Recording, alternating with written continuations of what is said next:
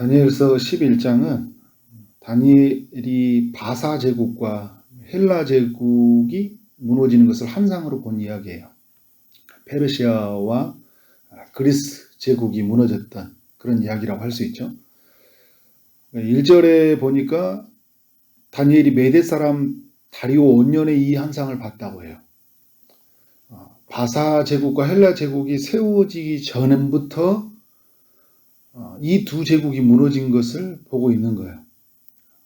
시간으로 보면 이제 끝에서 보면 200년 뒤에 일어날 일들을 오늘처럼 생생하게 보고 있는 거예요. 역사의 주권자가 하나님이시라는 걸 알고 있는 거죠. 자신들이 살아가는 것 같고 잘 살아보려고 선택하고 가지만 그게 뭐예요?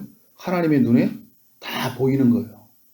하나님을 대적하고 높이 성을 쌓고 자기 마음대로 살아가고 온갖 속임수를 통해서 세상의 것을 다 얻는 것처럼 살아가지만 자기 자신들이 하나님이라고 생각하지만 하나님이 볼 때는 그게 하나님 눈에 생생하게 보이는 거예요. 그것을 이 다니엘이 지금 이야기를 해주고 있어요.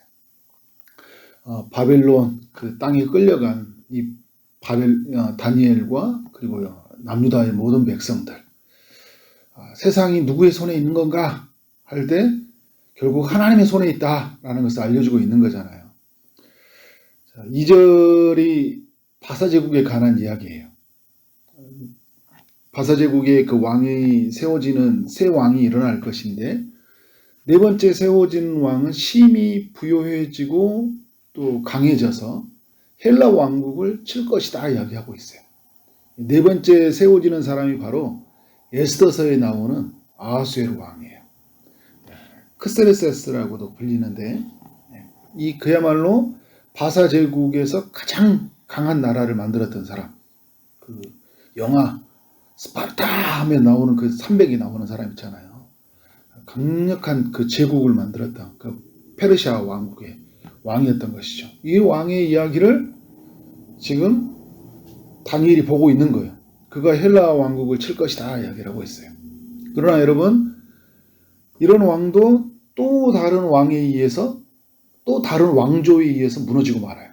그게 바로 이제 헬라 제국인데 헬라 제국을 처음에는 바사가 힘이 크니까 그들을 눌렀어요. 그런데 여러분 이 세상이라는 게 그 힘이 계속 어떤 사람에게만 있나요? 그 힘이 헬라에게 옮겨가요. 그 헬라의 그 유명한 왕 알렉산드라가 나타나잖아요. 알렉산드라가 이제 나타나서 이 바사 왕국을 완전히 무너뜨리고 전 세계를 이제 패권을 장악해 나가죠. 3절부터 45절까지는 이제 헬라 제국에 관한 이야기를 다니엘이 본 환상을 이야기해주고 있어요. 3절에 장차 한 능력 있는 왕이 일어날 것이다. 큰 권세로 다스릴 것이다. 자기 마음대로 행할 것이다. 이게 여러분 이 세상이 가지고 있는 특징이에요. 큰 권세, 그죠? 자기 마음대로 행하는 것. 좀 이따도 나오지만 이제 뭐 속임수 이런 단어들이 쓰고 있어요.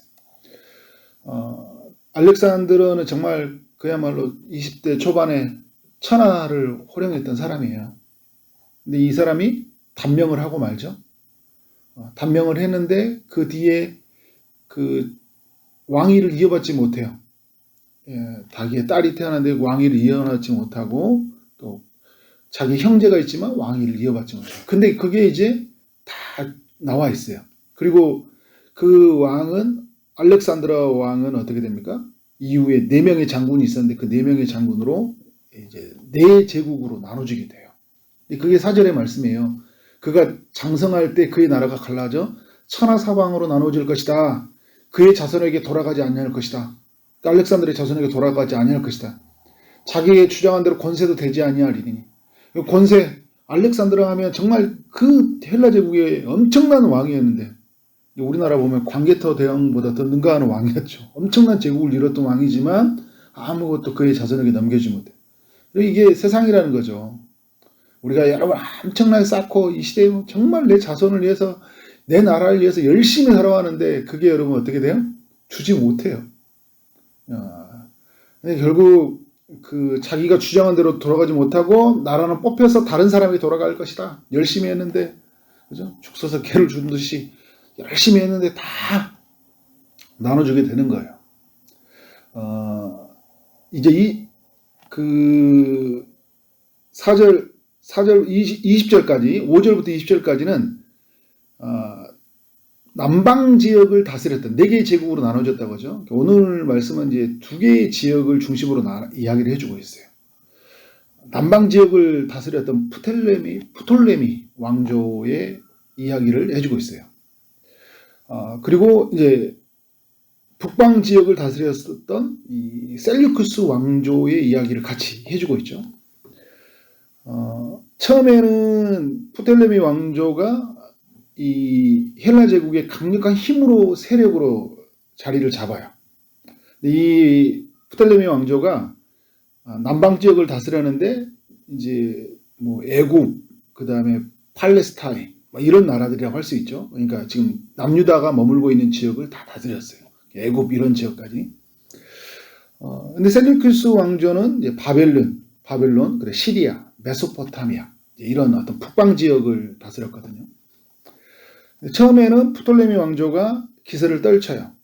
5절을 보니까 이들은 강하여 권세를 떨치는데 그 권세가 심히 클 것이다. 강한 힘으로 뻗어나가는 거죠. 근데 이 프톨레미 왕조가 더 큰 힘을 가지고 싶었어요. 그래서 북방 지역을 다스렸던 셀류쿠스 왕조와 정략 결혼을 하게 됩니다. 그 공주를 북방 지역으로 보내요. 셀류쿠스 왕조로. 그런데 모든 것은 자기의 계획대로 되지 않아요. 오늘 여러분 말씀을 보면요. 모든 건 자기 계획대로 되지 않아요. 근데 여러분 중요한 게 뭐예요? 모든 것은 하나님의 통치 속에 다 들어와 있는 거예요. 자기들이 지금 다 계획해 나가잖아요. 정략 결혼을 하면 더 큰 힘을 얻을 줄 알았는데 웬걸 북방 지역에 가는데 버림을 받아버린 거예요. 자기 이 공주로 보냈던 이 여인이. 이로 인해서 프톨레미 왕조와 셀류쿠스 왕조의 엄청난 전쟁이 이제 치르게 돼요. 결국 프톨레미 왕조는 몰락이 됩니다. 이 셀류쿠스 왕조가 이제 처음에는 프톨레미 왕조가 큰 힘을 차지했는데 셀류쿠스 왕조가 엄청난 힘을 차지하게 돼요. 처음에 이야기했던 것처럼 바사가 헬라를 막 엄청 공격을 했는데 헬라의 힘이 커졌잖아요. 우리가 여러분 그렇잖아요. 우리가 지금 엄청 괄시하고 했던 사람이 어느 순간 커져 있다니까요. 내 자녀의 때에 가서든지 내 후세대에 가서 우리가 없이하고 갈시했던 사람들이 반전이 되잖아요. 이 시대에는 반전이 일어나잖아요. 힘의 세력이 옮겨가요. 돈도 옮겨가요. 그러니까 돈보다 힘보다 더 중요한 것이 무엇인지는 우리는 알고 살아야 되죠. 셀류쿠스 왕조가 이제 나서게 되는데 여러 연대를 해서 공격을 하고, 그리고 이 프톨레미 왕조 안에서 내란이 일어나요. 이게 다 이런 오늘 말씀 속에 다 나오는 이야기. 내란이 일어나고 예부의 공격을 받고 프톨레미 왕조는 무너지고, 다 무너지지는 않아요. 힘이 약해진 거죠. 셀류쿠스 왕조가 이제 역사의 전면에 나타나요. 그래서 21절부터 45절까지 이야기가 셀류쿠스 왕조에 관한 이야기를 이 다니엘이 본 환상이에요. 이 셀류쿠스에는 그 안티오쿠스 4세였던 에피파네스라는 사람이 정권을 받게 됩니다. 이때부터 엄청난 일들이 일어나게 돼요. 이 사람을 향해 비천한 사람이었다. 이제 오문으로 보면 비열한 사람이었다. 이런 의미가 더 강해요. 더 좋아요. 비열한 사람이었는데 그가 평안한 때를 타서 속임수로 그 나라를 얻은 사람이 되었다. 그러니까 이 사람은 왕이 될 만한 그릇이 아니었는데 굉장히 그 속임수에 능했던 사람. 그러니까 야곱과 같은 좀 그런 기질이 있었던 것 같아요. 그래서 이 셀류쿠스 왕조를 자기 손안에 넣게 됩니다. 이제 비열하게 거짓된 힘으로 왕이 돼요. 이게 세상이 그렇잖아요, 여러분. 그렇게 힘의 정권을 갖게 돼요. 그의 힘으로 남방 지역을 치고 많은 군대와 많은 그 사람을 죽이는 일을 합니다. 무엇보다요, 유대 민족을 핍박하는 일에 엄청나게 이 셀류쿠스 왕조에서 에피파네스가 그 역할을 해요. 31절을 보니까 그들이 성소를 더럽혔다. 매일 제사를 드리는 것을 폐하고 이제 멸망하게 하는 가증한 것을 세웠다. 열왕기 상하에 보면 막 일어났던 일이 지금 이제 어떻게 하고 있어요? 헬라 제국 때 일어나고 있어요. 이 지금 셀루키스 왕조가 처음에는 프톨레미 왕조가 남유다를 다스렸는데 이게 이스라엘을 다스렸는데 셀루키스 왕조가 이제 그 남유다 지역을 다스리게 되면서 이제 종교적인 탄압을 한 거예요. 프톨레미 왕조는 종교적으로 인정해줬어요. 그러니까 자치적으로 신앙생활 할 수 있도록 그 각각에 있는 종교들을 좀 종교의 자유를 허락해 줬어요. 근데 이 셀루키스 왕조는 통제하려고요. 자기 통제하려고. 요즘 그렇잖아요, 여러분 시대가. 자기 통제 안에, 시스템 안에 가둬서 자기들의 질서를 따르게 한 거잖아요. 엄청난 박해가 일어났습니다. 그 우상을 숭배하게 하고 또 많은 사람들이 죽임을 당해야 됐어요. 이 에피파네스는 남유다뿐만 아니라 주변 나라를 침략해서요. 엄청난 금은 보물 나라들을 얻어갔어요. 그래서 오늘 이렇게 말씀의 쭉 끝을 보면 막 침공했다. 그 손을 펼쳐서 그 애굽 땅에 있는 사람들, 그 43절에 보면 금은 보물을 다 차지하고 리비아 사람, 구스 사람이 그의 시종이 되게 했어요. 나라 사람들을 종으로 삼고 다 죽이고 멸망하고 그렇게 나아갔어요. 근데 45절을 보면 그가 장막 궁전을 바다와 영화롭고 거룩한 산 사이에 세웠는데 그의 종말이 이르리니 뭐예요? 도와줄 자가 없느니라. 결국은 어떻게 된다는 거예요? 그의 제국은 몰락했다는 거예요. 그의 시대는 끝나고 만다는 거예요. 그리고 역사의 전면에 이제 또 다른 제국이 나타나죠. 로마가 엄청난 힘의 세력으로 등장하고 있었고, 이 로마의 등장은 이제 처음부터 계속 헬라 제국이 세워지면서 로마라는 힘이 이제 세워져 가요. 이게 참 신기해요. 바벨론이 세워져 있을 때요, 메데와 바사가 아주 작은 나라였거든요. 그 나라가 점점 커져요. 메데와 바사가 커지니까 또 어디에요? 헬라 제국이 작은 나라가 커지고, 헬라 제국이 커지니까 어떻게 해요? 로마가 커지는. 근데 여러분, 로마가 세워져 있는데 하나님의 나라가 예수님으로 인해 시작되는데 어떻게 됐어요? 로마를 결국은 복음으로 바뀌어버리잖아요. 그죠? 결국은 역사에 뭐가 이제 영원하냐 남느냐는 것을 우리에게 보여주고 있죠. 여러분, 다니엘 11장이 우리에게 주는 교훈이 뭐예요? 하나님으로부터 시작되지 않는 건요, 다 무너진다는 걸 알려주고 있어요. 다 무너져요. 그 힘, 그 세력 다 무너져요. 막 2절에 보면 죄에 관한 단어들이 많죠. 모든 사람을 충동하여라는다. 충동하여 힘의 세력을 가지고 막 자극을 하고 동기부여를 하고, 비전 브리핑을 하고, 막 사람들, 우리는 세상을 다 차지할 수 있습니다. 우리는 세상에 가장 강한 사람이 될 수 있습니다. 막 충동해서 얼마나 많은 것들을 선전해요. 유튜브 보면 강권에서 여러분 보면 우리의 마음을 막 현혹하잖아요. 너도 할 수 있어. 너도 세상을 지배할 수 있어. 막 충동하고 있죠. 근데 여러분, 마음이 충동된다고 자기 마음대로 돼요? 그래서 오늘 말씀해 보면 자기 마음대로 행하니라는 게 계속 많이 나와요. 3절에도 16절에도 26절에도 36절에도 계속 보면 자기 마음대로 행했다. 무슨 말이에요? 하나님 없이 자기 마음대로 한번 짜보고 계획하고 나아갔어요. 다 무너져요. 그런 것들은 완전히 다 깨어집니다. 또 다른 힘의 세력, 또 자기 마음대로 하는 사람들에 의해서 다 무너졌어요. 또 충동시키는 사람들, 오늘 말씀하면 또 속이다라는 단어들이 또 나오잖아요. 속이는 사람은 또 다른 속이는 사람에 무너지고 말아요. 힘으로 다스리려고 하는 나라들, 또 다른 힘의 세력에 무너져. 힘은 영원하지 않다. 또 다른 힘에 의해서 무너진다. 오늘 말씀하면 30절에 보면요, 그 30절에서 이런 얘기가 있어요.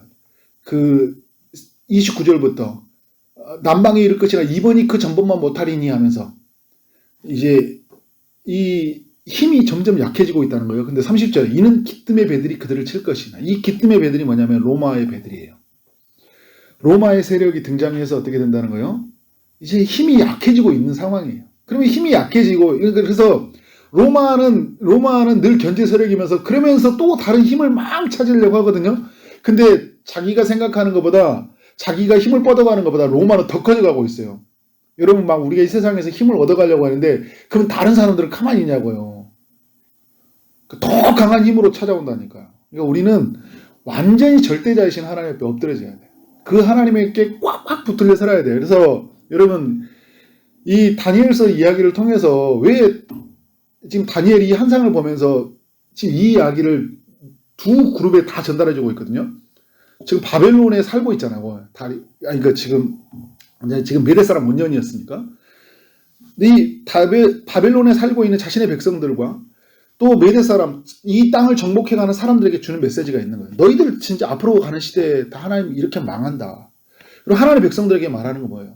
이런 세상을 보고 두려워하지 말고 좌절하지 말고 거기에 타협하지 말고 비겁하게 그 사람들 편에 서지 말고 우리는 오직 하나님만 믿고 살아야 된다. 하나님 약속에 붙들리고 살아가야 된다. 그분만을 경배하고 살아가야 된다. 여러분, 이 교훈이 오늘 누구에게 필요해요? 우리에게 필요한 거죠. 우리도 여러분 어떻게 하고 있어요? 사람들을 막 이 세상 살아가면 이 세상이 전부인 것처럼 우리가 바라보고 끝났다. 이 세상 이 사람들 때문에 얼마나 우리가 좌절하고 그것 때문에 두려워해요. 우리는 여러분 하나님 나라 안에 들어간 사람들이잖아요. 하나님 나라를 가진 자들이에요. 우리는 하나님을 최고의 힘으로 권세라고 믿고 있는 사람들이잖아요. 그 안에서 우리 모두는 지어져 가기를 원합니다. 하나님만 영원하고 그의 말씀만 영원하고 그의 나라가 영원하고 그 안에 거하는 모든 백성들이 영원하다는 것을 알고 그렇게 살아가는 여러분 되어지기를 주님의 이름으로 축원합니다. 아멘. 기도하도록 하겠습니다. 하나님 아버지, 다니엘서 11장을 통하여 우리 모두에게 교훈해 주셔서 감사합니다. 바사 제국이 세워지고 또 헬라 제국이 세워지는 이야기를 오늘로 가지고 와서 그렇게 포로 가운데 세워져 있었던 이스라엘 백성들에게 또 하나님 포로로 붙잡아 있는 그런 메대 사람들에게 하나님께서 말씀하심이 오늘 우리에게 동일하게 말씀하심을 믿습니다. 주님, 어떤 순간 어떤 상황 옆에서도 흔들리지 않도록 우리에게 하나님만을 바라볼 수 있는 믿음을 허락하여 주옵소서. 모든 것은 무너지고 하나님과 그의 나라와 그의 말씀이 영원하다는 것을 알고 영원하신 하나님께 붙들려 살아가는 우리의 삶이 될 수 있도록 역사하여 주옵소서. 영원하지 아니한 것을 붙들고 그 힘의 사력을 붙들고 살아가는 이 시대에 우리 많은 사람들, 우리 사랑하는 가족들, 또 우리 이웃들, 우리 주변의 사람들에게 하나님만이 영원합니다라고 외치며 나아가는 우리의 삶 되게 하여 주옵소서. 오늘도 주의 응답을 기다리는 이들이 있습니다. 주님이 찾아가셔서 은혜를 베풀어 주옵소서. 아픔 중에 있는 이들에게 치료의 광선을 비춰주시고 또 취업을 준비하고 결혼을 준비하고 임신을 준비하고 시험을 준비하는 모든 이들에게 은혜를 베풀어 주옵소서. 주님이 응답하여 오실 줄 믿습니다. 오늘 하루 만나는 모든 사람들에게 주님의 사랑이 흘러가게 하시고 주어진 일 최선을 다해 일하게 하심으로 말미암아 우리 하나님께 영광이요 우리 모두에게는 큰 기쁨이 되는 하루 되게 하여 주옵소서. 예수 그리스도의 이름으로 기도를 쌓옵나이다. 아멘.